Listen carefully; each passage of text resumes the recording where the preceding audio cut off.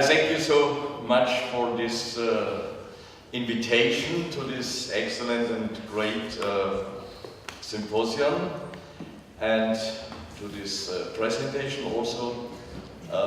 As you may have heard, I was born in 1940.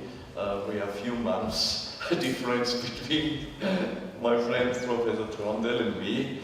And it was after the war. My father was missed in the war.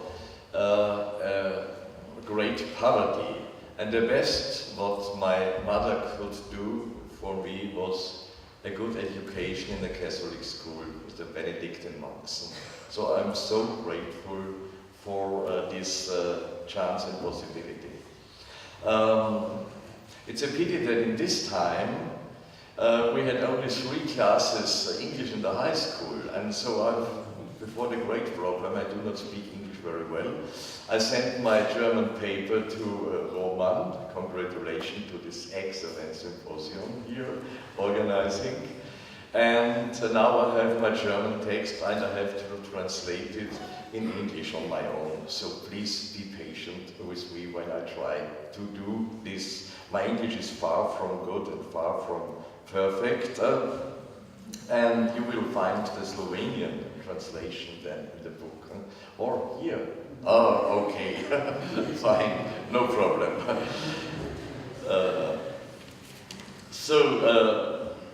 The significance of ethical counseling for European lawmakers is my theme after this excellence lecture, a keynote lecture from Professor Trondel. So I come from some personal experience and my self-understanding in the role of ethical counseling in a secularized Europe. We are presently witnessing a strong increase of ethical committees and ethics counseling of various kinds. Thousands of ethics committees, I have in memory more than 5,000 in Europe, by law are compulsory to advise researchers in questions of medical research involving human patients, medical trials. In many hospitals, ethical committees give advice for treatment for patients, and ethical committees have also been founded as advisory panels for politicians in many states in Europe at national level. And in European level, the Council of Europe, now 47 member states, Strasbourg, and also the European Union, Brussels, 27 member states now, has standing ethical committees. Why does this increase happen and where does it lead to? How we can interpret this increasing of ethical committees, of thousands and thousands of ethical committees?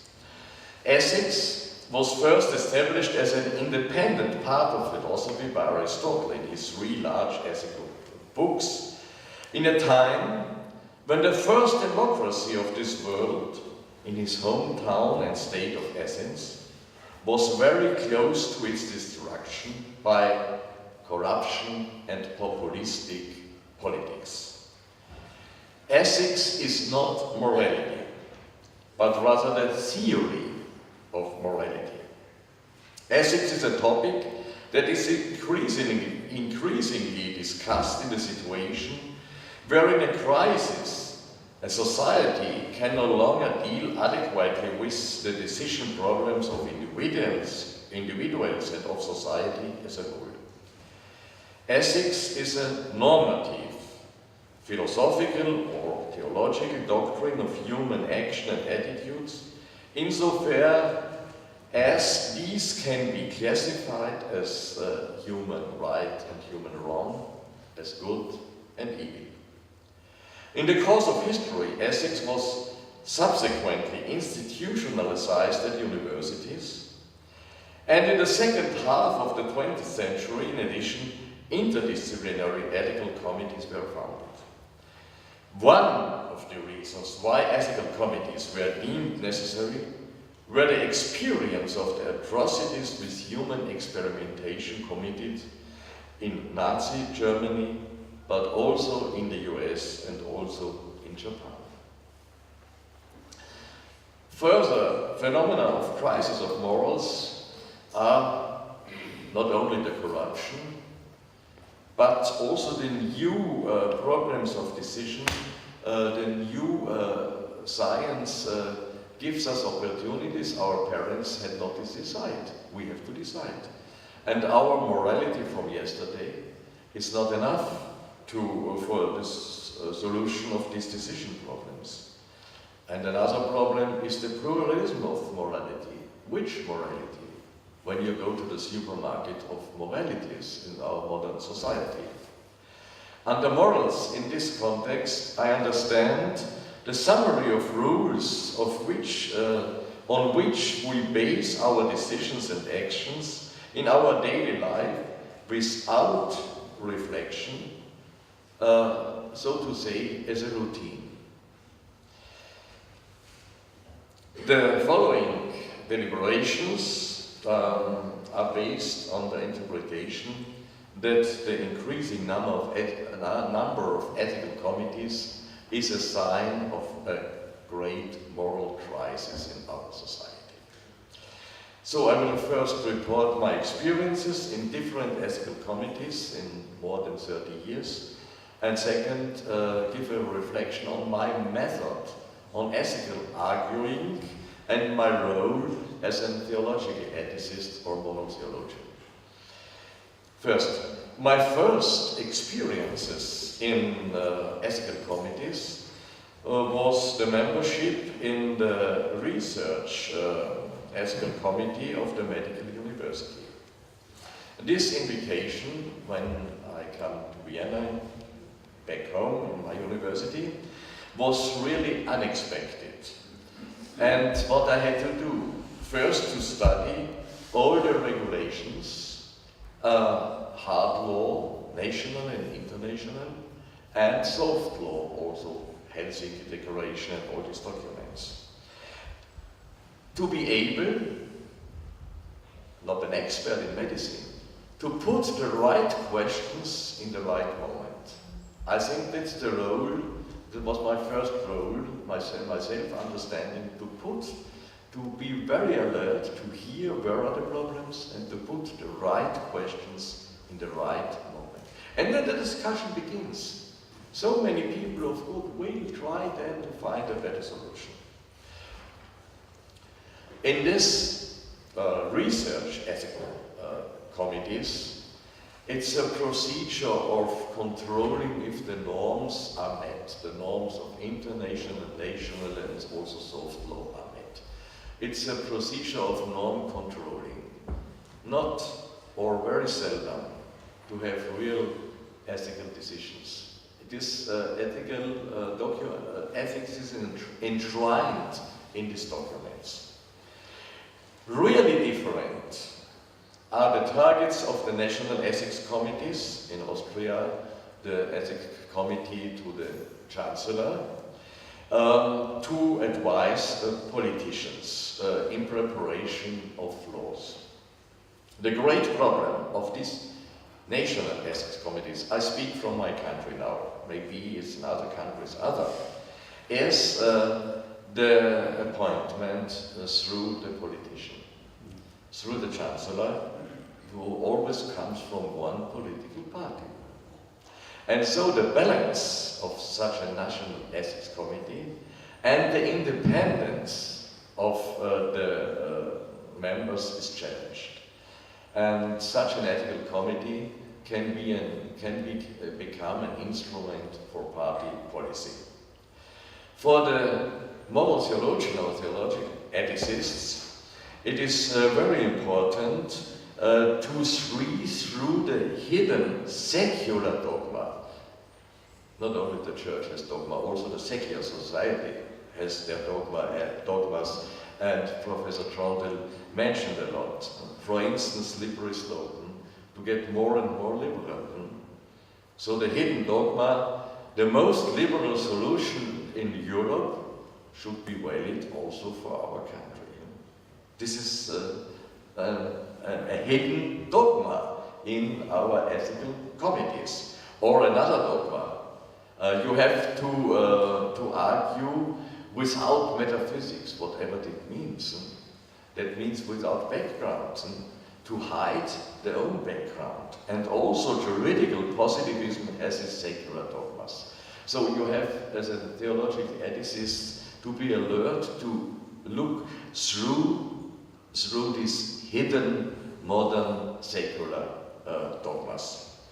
To my surprise, in 1998, I got a visit from the former Vice President of the Council of Europe in Strasbourg, an Austrian deputy, and she found in the Council of Europe, now 47 member states in Strasbourg, found a motion, a preparation of a new document for the termination of life on request, to justify to hasten death, was the first sentence of this document. It was not signed, but it was ready for a motion. And she, the Vice President, she lives now in Villach, not far away from here, came to me at the university. She has read a book of mine, Life to the End. It's translated in Czech language and not in Slovenian, it's a pity, and asked me to help her to make an own document. She said, not in this way, I will make the document on a political way, and she invited me to help her.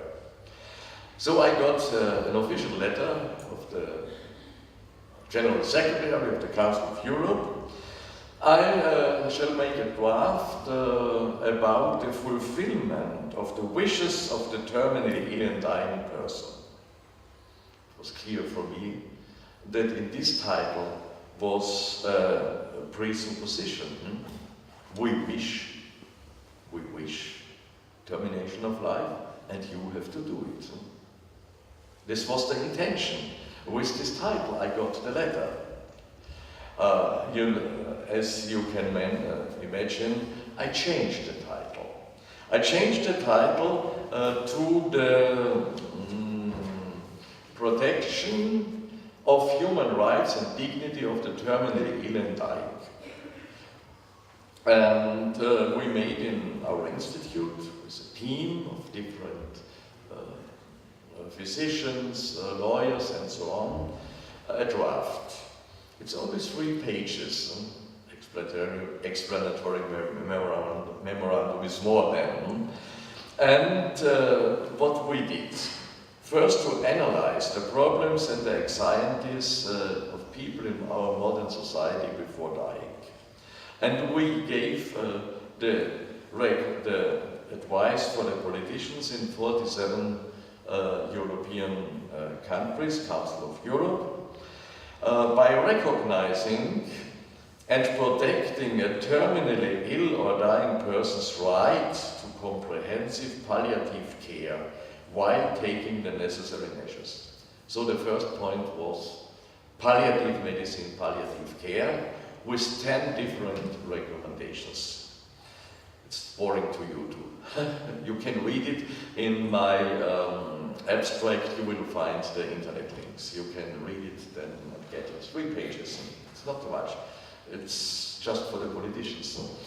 The second point was the protection of the terminally ill or dying person's right to self-determination while taking the necessary measures again, 7 measures. That means strengthening of autonomy and self-determination of the ill person, also the terminally ill and dying person.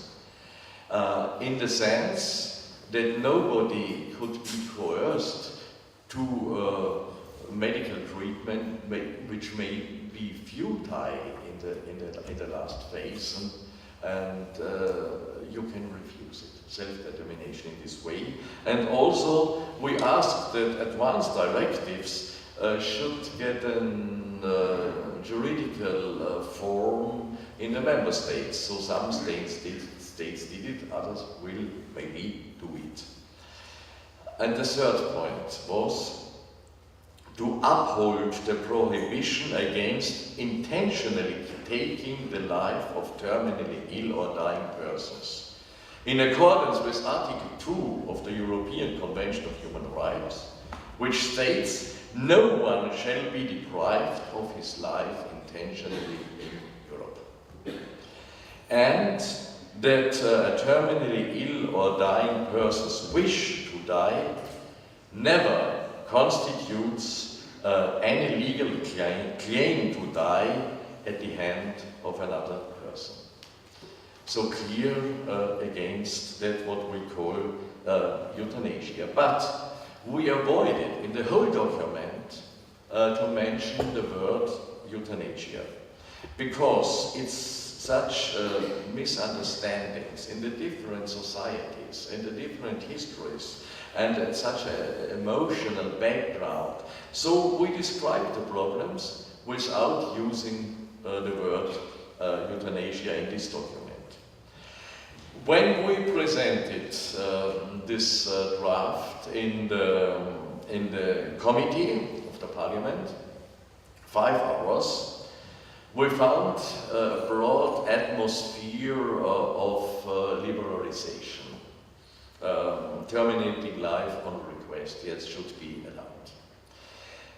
And the main argumentations, and then you have to argue in a convincing way for the politicians, were 2 points. First, when letting die is admissible, why not to kill? And so the first point was to give clear criteria about this difference that physicians, everybody knows, 3 levels. The level of causality, the level of intention, and the level of background motivation, and all together. And the second point was why autonomy is valid. I can refuse medical treatment. Why I cannot ask terminating of life. Why not? Autonomy is autonomy. This was the great question, 5 hours. And I hope, and we were able in a long discussion to make clear that autonomy turns to the opposite when you overstretch autonomy. Then these ill people in a weak situation get under pressure, as also the physicians in such a society. In 1999, our recommendation was accepted with great majority in the Parliamentary Assembly of the Council of Europe. The Ministers' Committee welcomed several times this recommendation, and the European Human Rights Court based some decisions on this document. And the Council of Europe in Strasbourg works since 1999 every year with a symposium on the basis of this recommendation. In 2012 they had a symposium, a great symposium about end-of-life decisions. Now I invite you to come with an aeroplane from Strasbourg with me to Brussels, in the European Union, in Brussels. Since 1993 there is an ethical committee, Central Ethical Committee, for the advice of the President of the European Union and the Commission. This ethical committee was established first to advise the President in the beginning biotechnologies in 1993. When I was appointed in 2001 from President Romano Prodi this time, for 4 years, this group had the name European Group on Ethics in Science and Technologies. It's another remit than in Strasbourg, really under remit. European Group on Ethics in Science and Technologies. Why? The European Union, in the European Union, in Lisbon Treaty now, specific ethical problems like euthanasia, Strasbourg, or abortion, or PGD, and all these things are under subsidiarity. They have regulation in the member states and not in the European Union. It's under subsidiarity. And you have to battle for this subsidiarity. I can tell you several times I have to say, stop, that's subsidiarity. This group is now broadened to 15 members, 5 ethicists, 5 lawyers, and 5 scientists. And the remit is not only the biotechnology, but also all new technologies. So the EGE, the European Group on Ethics in Science and Technologies, EGE, I use this abbreviation, EGE made opinions about nanomedicine, new technologies in agriculture against hunger in the world, synthetic biology, information and communication technology, the energy mix for the energy security for Europe until 2050. We finished last a few weeks ago. And now we work on opinion 28 about surveillance technologies and security, a great problem also for the future. The EGE, members of the EGE, are independent. So I, as a moral theologian, I'm not a representative of my country, and I'm not representative of my church. I'm bound only to my own conscience. We are independent, we are multidisciplinary, it's important also, and pluralistic with our background. The nomination comes from the president personally, who elected under more than 150 applications came in the European Union, and he elected 15 persons for 5 years. President Barroso expects that we make an opinion in consensus, also knowing that we are very, very pluralistic background. And at his last visit, he told us, yes, I have to work in this room, so we work in the same room where the commission works, so it's a really high-level group. I have to find consensus with 27 commissioners, the government of Europe. I have to do this. I expect from you, from the ethicists also, to bring a document in consensus. So, in what to do when you are not in consensus? In 2001, when I was vocated in the opinion about patentability of human stem cells, I got problems in my own conscience. The group, the EGE, was not ready to distinguish between patenting of embryo, human embryo, and adult stem cells. And one of the members withdrew the membership. And it was very difficult for me what to do in this delicate situation. I decided to stay. And I made first time in the group, and it was the really one time in the group, a dissent opinion. We are asked to make an opinion in consensus. This time I made a dissent opinion. Before I put my signature under the document, I formulated my dissent opinion through my interpretation of the Biopatent Directive of the European Union. So you have to know the documents. Very good. In Article 6 of this Biopatent Directive, it's clearly written that for moral reasons, to exclude from patent is the use of human embryos for industrial and commercial uses. For industrial and commercial uses only. But in number 5 of the same document, it's written that a patent of a gene presupposes the commercial use. Without commercial use, you cannot get a patent in Europe, other than in the US. From these both articles together, I concluded the sense of the Biopatent Directive that we shall in Europe not give patents on the basis of destruction and use of human embryos. So at the end, I was 1 against 11 in the EGE. Again, along my conviction, the intentionally destroying of human embryo, beginning human life, for stem cells also, is ethically not reasonable, and the use of human life also at the very beginning for raw material.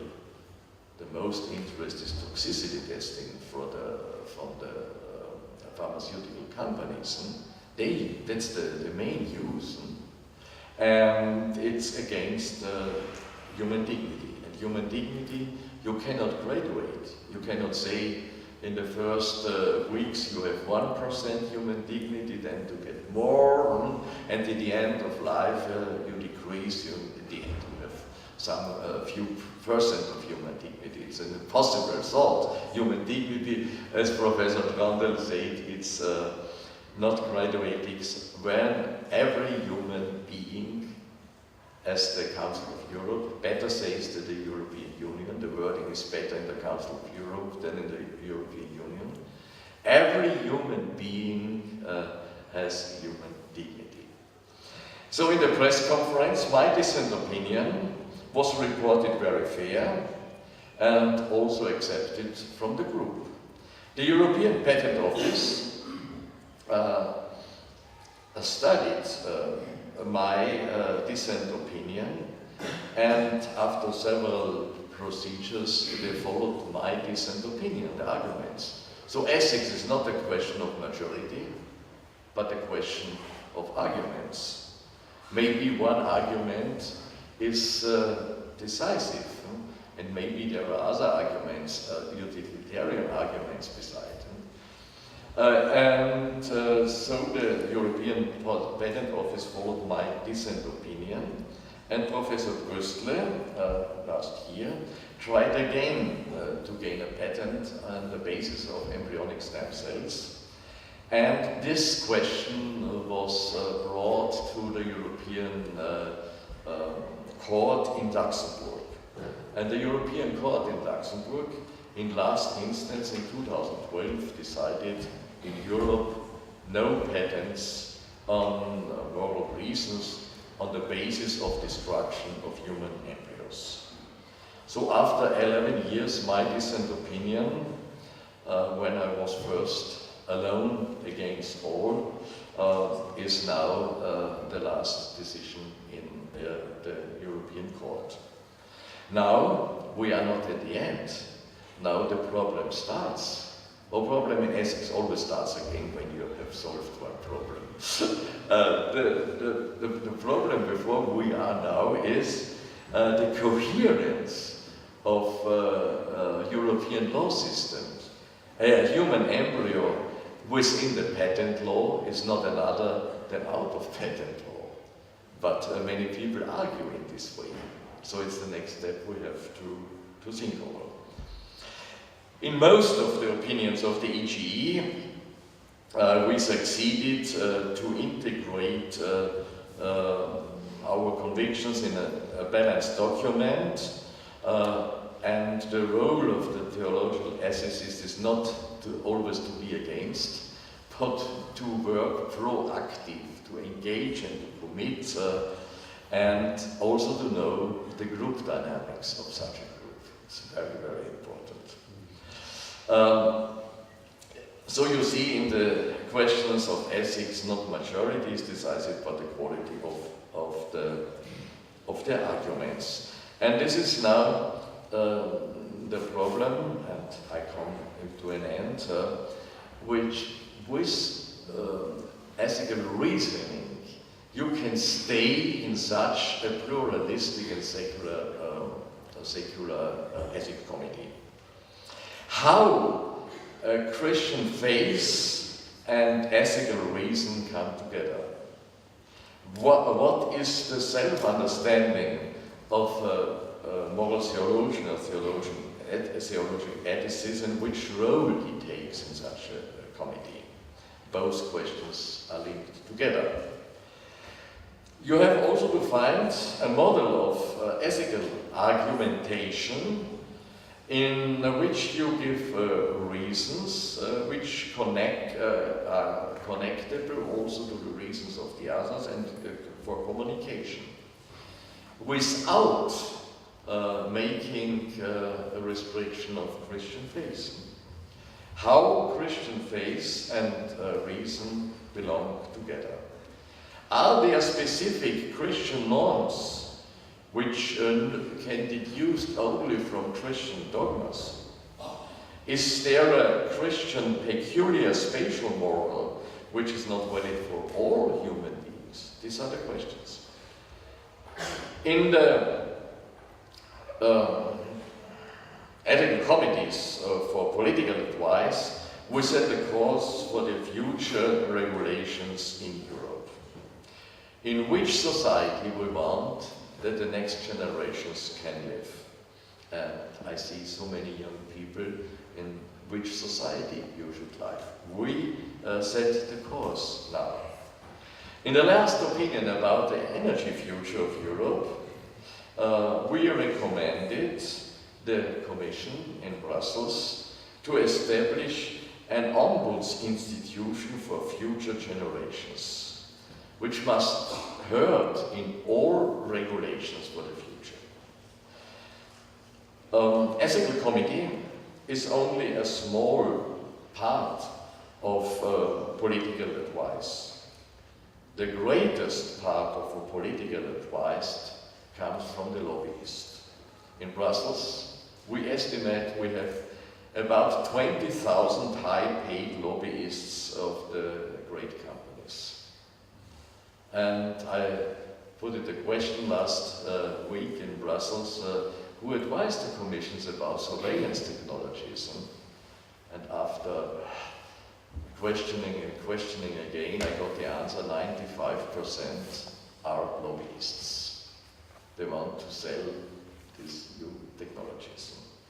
This the horizon in which we do our ethical work.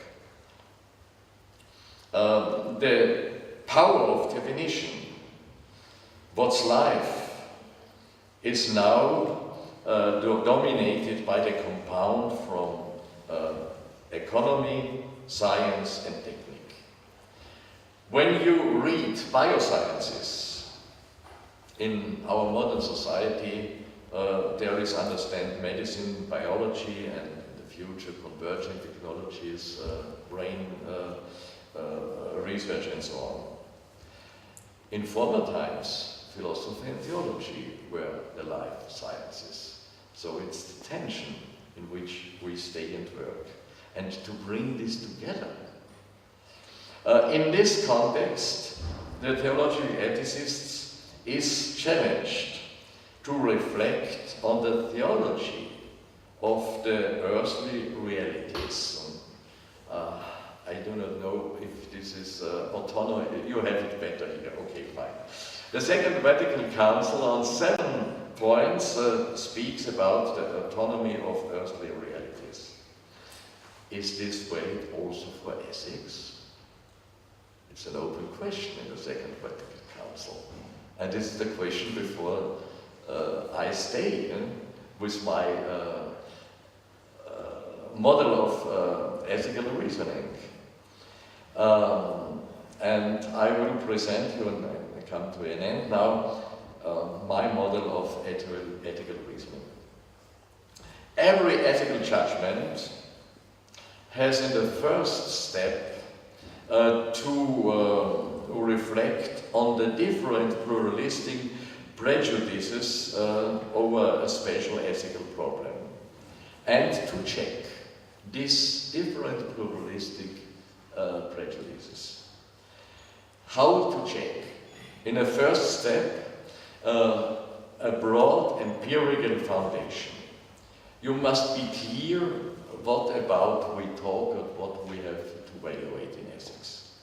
This empirical foundation is in a second step to integrate in an anthropological understanding of succeeding human life in happiness. And then in the third step, you can find a concrete ethical judgment, often through medicine.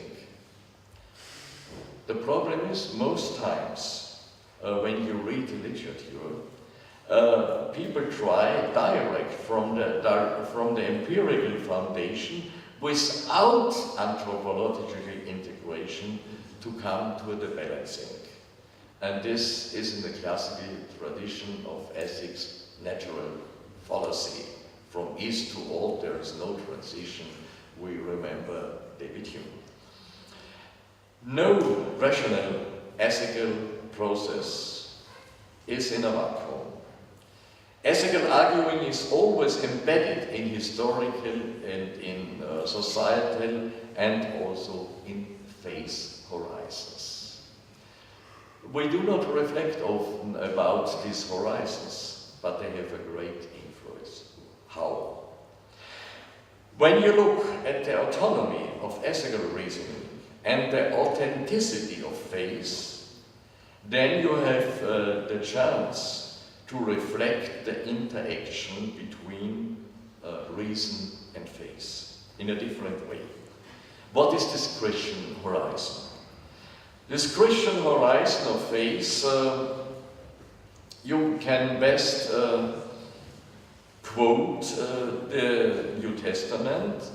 The eldest document of the New Testament is the letter of St. Paul to the community in Thessaloniki. And in the first verse he says, he appeals the faith, the hope, and the charity. Faith, hope, and charity. This, we call it theologically virtues. Why? You cannot gain it by repetition and ascesis. You have to get it in a broader context. So this is the horizon. I have always to be alert of this horizon, and on several pages in the Bible, always you find these three together: faith, hope, and charity. Coming from the faith that Jesus Christ is the way, the truth, and life. So theology is life sciences, life science also. Between this horizon of faith and these steps of ethical reasoning is an intensive interaction. And I try to put 4 points of these interactions: a critical interaction, a stimulating interaction, and integrating interaction, and a motivational interaction. Alfons Auer, after the Encyclica Humani Vitae, brought his book Autonomy and Moral in a Christian Context. And he started a discussion under moral theologians, and he presented his method, how he developed the classical teaching of natural law in a modern epistemological way. And with this method, you can deal with the new problems and can also argue credible in an ethical committee.